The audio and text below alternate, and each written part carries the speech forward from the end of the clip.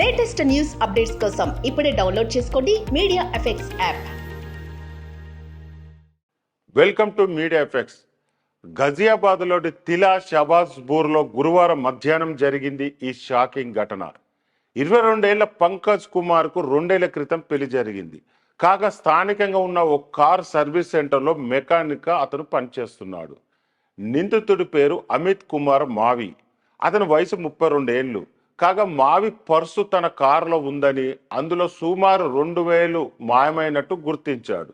డబ్బు మాయమవడం వెనుక పంకజ్ ఉన్నాడని అనుమానించి కోపంతో అతని తాడుతో కట్టేసి కొట్టడం మొదలుపెట్టాడు మావి.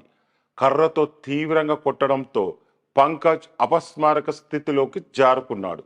కోపం చల్లారిన తర్వాత తాను చేసిన గాయాలు తీవ్రంగా ఉన్నాయని గ్రహించిన అమిత్ గాయపడిన పంకజ్ను ఢిల్లీలోని జీటీపీ ఆసుపత్రికి తరలించాడు. అక్కడ చికిత్స పొందుతూ గురువారం సాయంత్రం బాధితుడు మరణించాడు.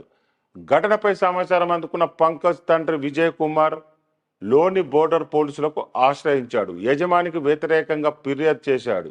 మృతుడి తండ్రి ఇచ్చిన ఫిర్యాదు మేరకు పరారీలో ఉన్న నిందితుడు అమిత్ మావిపై హత్యానేరం కింద ఎఫ్ఐఆర్ నమోదు చేసినట్టు ఏసీపీ వర్మ తెలిపారు. ఇది విన్న వారందరూ షాకు గురవుతున్నారు. క్షణికావేశంలో నేరాలు జరుగుతున్నాయని ఆందోళన వ్యక్తం చేస్తున్నారు. ఏది ఏమైనా నిందితుడిని పోలీసులు వెంటనే పట్టుకొని కఠినంగా శిక్షించాలని డిమాండ్ చేస్తున్నారు.